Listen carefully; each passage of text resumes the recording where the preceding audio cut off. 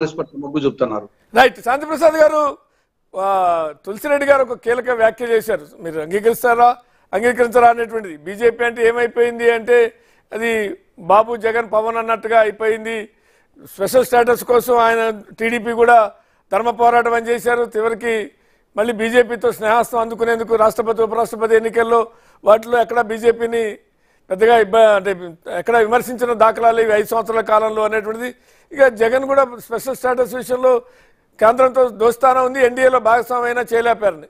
ఇక నాకు 17 ఎన్ని సీట్లు ఇవ్వండి, ఎంపీ సీట్లు ఇవ్వండి, నేను తెలంగాణ ఆంధ్రప్రదేశ్కి కావాల్సిన అన్ని సాధిస్తాను అన్నారు. ఆయన కూడా ఏమి చేయలేపారు. తర్వాత ఏమో మన మద్దతు లేకుండానే వాళ్ళకే తంపింగ్ మెజార్టీ వచ్చింది కాబట్టి మనం ఏమీ చేయలేకపోతున్నామని జగన్ కామెంట్ చేయటం, ఇవన్నీ చూసినప్పుడు తులసిరెడ్డి గారి కామెంట్ని ఎట్లా చూడాలి? శ్రీనివాస్ గారు, పెద్దలు తులసిరెడ్డి గారికి, సోదరుడు శివశంకర్ గారికి చూస్తున్న విషయంలో నమస్కారం. విశ్వాసం ఉండటంలో తప్పలేదు, కానీ అతి విశ్వాసం ఉండటం ఇబ్బందికరం. నేను తులసిరెడ్డి గారి నోటి వెంట కొన్ని పదప్రయోగాలు వినటం నేను కొంత ఆశ్చర్యానికి లోని. ఎందుకంటే మా శివశంకర్ సోదరుడు మాట్లాడుతుంటే వాళ్ళ పార్టీ లైన్ అదే, దుష్ట చతుష్టయము ఇటువంటివన్నీ మాట్లాడతారు. కానీ పెద్దలు తులసిరెడ్డి గారు మాట్లాడటం అనేది వాళ్ళ పార్టీ ఏదో పరిశుద్ధాత్మ పార్టీ అని, మిగతా వాళ్ళంతా దుష్టులు దుర్మార్గులు రాక్షసులు అన్నట్టుగా మాట్లాడుతున్నాం. ఒక్కసారి చరిత్రలోకి వెళ్ళండి. 10 సంవత్సరాలు ఎంత మాత్రం జనాలు చరిత్ర మర్చిపోరు, చరిత్ర చింపితే చిరిగిపోయేది కాదు. రాష్ట్ర విభజన ఏ రకంగా జరిగిందో ఆ రోజు తులసిరెడ్డి గారు కూడా తన అధిష్టానం మీద ఏ రకంగా ధిక్కార స్వరం ఇప్పించి రాజీనామా చేశారో ఒకసారి చరిత్రకి వెళ్తే తెలుస్తుంది. మనం జనాలకి అల్జీమర్స్ ఉందనుకుంటే చాలా పెద్ద మాట మాట్లాడతాం ఇష్టం లేదు, కానీ మన తెలివి తక్కువతనం అవుతుంది. ఒక్కసారి ఆ రోజు లోక్సభలో ఏం జరిగింది మూజువాణి ఓటుతో, ఇది నేను చెప్పడం కాదు, నాడు కాంగ్రెస్ పార్టీ ఎంపీగా ఉన్న ఉండవల్లి అరుణ్ కుమార్ చెప్పింది, పుస్తకంలో రాసింది, సుప్రీంకోర్టులో వేసింది కూడా అదే. మూజువాణి ఓటుతో అక్కడ తీర్మానం నెగ్గలేదు, నెగ్గినట్లుగా చూపించారు. నేను ఓటింగ్కి పట్టుబట్టాను, ఒక్క సభ్యుడు ఓటింగ్ అడిగినా కానీ ఇవ్వాలి, ఓటింగ్ చేయలేదు అని అంత క్లిస్టర్ క్లియర్ గా కాంగ్రెస్ ఎంపీ, ఆ రోజు సభలో ఉన్న ఎంపీ చెప్తున్నాడు. అంటే నీ రాజకీయ కుత్సిత కుట్రపూరిత దరిద్రపు రాజకీయాల కోసం రాష్ట్రాన్ని ఏ రకంగా చీల్చారు అనే దానికి మేము చెప్పట్లేదు, కాంగ్రెస్ వాళ్ళే చెప్పారు ఆ రోజు. కాబట్టి చరిత్ర చింపితే చెరిగిపోద్ది, 10 సంవత్సరాలు కాబట్టి మర్చిపోతారు జనాలు అనుకుంటే అది కొద్దిగా మంచి పద్ధతి కాదు. మిగతా పార్టీలు దుష్ట చతుష్టయాలు. ఎవరు దుష్ట చతుష్టయాలు? పవన్ కళ్యాణ్ పార్టీ జనసేన దుష్ట చతుష్టయంలో భాగమా? ఏ రకంగా చెప్తారు మీరు? మీ రాష్ట్ర విభజన జరిగిన తర్వాత పుట్టిన పార్టీ కాబట్టి మీ రాష్ట్ర విభజనకినో మీరు చేసిన దుర్మార్గంలో జనసేన అక్కడ భాగస్వామ్యం కాలేదు. బుందేల్ఖండ్ ప్యాకేజీ ఇక ఇవన్నీ చెప్తున్నారు, ప్రత్యేక హోదా గురించి మాట్లాడారు. ఆ రోజు లోక్సభలో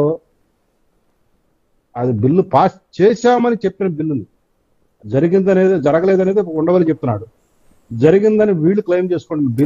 చట్టం అయితే వచ్చింది కదా, అవుట్కమ్ సరే ఏం జరిగింది అనేటువంటిది పార్లమెంట్ ప్రొసీడింగ్స్, పార్లమెంట్ లో జరిగిన ఆమోదించినటువంటి ఆ చట్టం గురించే మాట్లాడుతున్నాను, ఆ చట్టం గురించే మాట్లాడుతున్నారు శ్రీనివాసరావు గారు.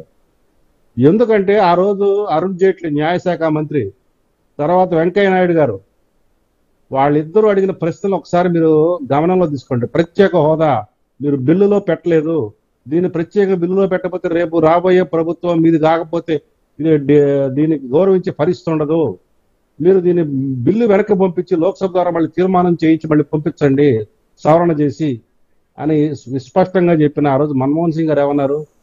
ప్రధానమంత్రి పార్లమెంట్ లో చెప్పిన మాట కూడా శాసనంతో సమానం, నా మాట ఇస్తున్నాను అని చెప్పి ఆయన చేసి తర్వాత కేబినెట్ తీర్మానాన్ని చేయించి ఆ రోజు ఉన్న ప్లానింగ్ కమిషన్ పంపించారని చెప్తున్నారు.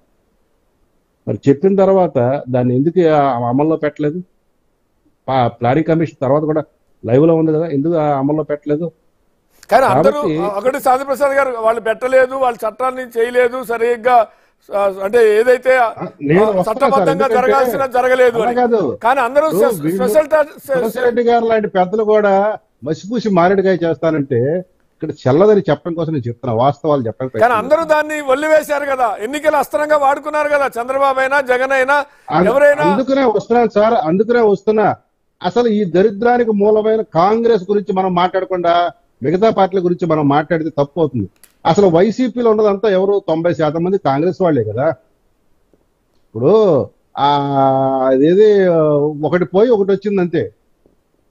ఇప్పుడు వైసీపీ పెద్ద ప్రత్యేకమైన పార్టీ కదా, కాంగ్రెస్ మూలాల నుంచి వచ్చిందే. కాంగ్రెస్ నాయకత్వం 90% ఇక్కడికి వచ్చింది. మళ్ళీ ఆ నాయకత్వం తిరిగి వెనక్కి వస్తుందని ఇప్పుడు ఆశాభావం వ్యక్తం చేస్తున్నారు. గతి లేని పరిస్థితిలో వస్తుందని చెప్పేసి ఆశాభావం వ్యక్తం చేస్తున్నారు తప్పితే కాంగ్రెస్ పార్టీ సిద్ధాంతాలను ఇచ్చో కాంగ్రెస్ పార్టీ వల్ల దేశానికి ఉపయోగం, రాష్ట్రానికి ఉపయోగం అని ఎవడు రావట్లేదు. అది గమనించాలి మనం. అక్కడ గతి లేకపోతే ఇక్కడికి వస్తామని అంటున్నారు. వాళ్ళ కోసం మేము ఎదురు చూస్తున్నాం. టీవీలో యాడ్ వస్తుంది, రారా నా పక్కన కూర్చో అన్నట్లుగా. అట్లా తయారైంది కాంగ్రెస్. అటువంటి కాంగ్రెస్ పార్టీ కర్ణాటకలో గెలిచింది, తెలంగాణలో గెలుపు కాదు. బీజేపీ చేసుకున్న ఒక అవగాహన రాహిత్య చర్య వల్ల అక్కడ అది రావాల్సింది పోయి అది చేసుకున్న ఒక అనాలోచిత చర్య వల్ల కాంగ్రెస్ కు మైలేజ్ వచ్చింది. ఎందుకంటే కేసీఆర్ అంటే అంత తీవ్రత వచ్చింది. ఆ తీవ్రత, ఆ యాంటీ ఇన్కంబెన్సీ బీజేపీ షిఫ్ట్ అవ్వాల్సింది. బీజేపీ ఎన్నికల సమయం ముందు చేసిన నాయకత్వ మార్పు వల్ల ఇక్కడ రేవంత్ రెడ్డి లాంటి దూకుడు యువకుడు ఉండటం వల్ల ఇతను నమ్మారు. రేవంత్ రెడ్డి మైనస్ కాంగ్రెస్ అయితే కాంగ్రెస్ కూడా 8 సీట్లు వచ్చాయి కావు. రైట్. అదే బండి సంజయ్ ఉన్నట్లయితే ఖచ్చితంగా అసెంబ్లీ వచ్చేది, కాంగ్రెస్ అధికారంలోకి వచ్చేది కాదు. కాబట్టి వాస్తవాలు ప్రజలకు తెలియదు. నేను అనేది 2 విషయాలు ఇక్కడ. శాంతిప్రసాద్ గారు, సరే వాళ్ళు అంటే విశ్వాసం ఉండాలి కానీ అతి విశ్వాసం ఉండకూడదు అని చెప్పిన కామెంట్ ఒకటైతే, స్పెషల్ స్టేటస్ అనే విషయాన్ని అందరూ రాజకీయ అస్త్రంగా వాడుకున్నారు. ఇవాళేమో చట్టబద్ధత లేదు అనేటువంటి కామెంట్ చేస్తున్నారు అనేటువంటి చిన్న విషయం గుర్తు చేస్తా. శ్రీనివాస్, మీకు చిన్న విషయం గుర్తు చేస్తా. మన రాష్ట్రం ఏర్పడిన తర్వాత రఘువీరారెడ్డి గారు 1 కోటి సంతకాలు సేకరణ చేసి పంపించారు కదా, యుద్ధం ప్రకటించారు కదా ప్రత్యేక అమలు కోసం. మరి తర్వాత ఎందుకు కార్యాచరణ తీసుకోలేదు కాంగ్రెస్ పార్టీ? ఎందుకు లీడ్ తీసుకోలేదు? సరే, ఈ పార్టీలో దుష్ట చతుష్టయాలు ఇక మీరు ఏ భాషలో పాడండి. మరి మీ పార్టీ ఏం చేసింది? మీ పార్టీ జనాల్లోకి వెళ్ళింది నినాదంతో 2019 ఎన్నికలు. వాళ్ళకి మీకున్నది ఇప్పుడు నేనేది వాళ్ళకి కేంద్రంలో లేదు, రాష్ట్రం లేదు. తెలంగాణ ఇచ్చిన ఫలితంగా ఆంధ్రప్రదేశ్ లో అసలు వాళ్ళు పూర్తి జనసేనకు కూడా లేదు.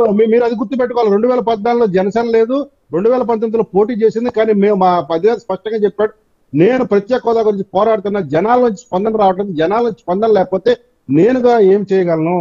ఆ 2 పార్టీలు ఆ రకంగా మాట్లాడినాయి. తెలుగుదేశం కూడా ముందు నవనిర్మాణ దీక్ష ఉంది, తర్వాత ధర్మ పోరాట దీక్ష ఉంది. ఈయనేమో నాకు 5 ఇస్తే నేను మెడలు ఉంచుతానని, చివరికి ఎవరు మెడలు ఉంచుకున్నారో తెలియదు. 22 సీట్లు ఇచ్చినా చాలా అంటున్నాడు. 25 ఇస్తే తెస్తానన్నాడు. అది తెచ్చేది లేదు, చచ్చేది లేదు. రైట్, వస్తాం మళ్ళీ మీ దగ్గరికి వస్తాం. అంతా నోకసాని బాలాజీ గారు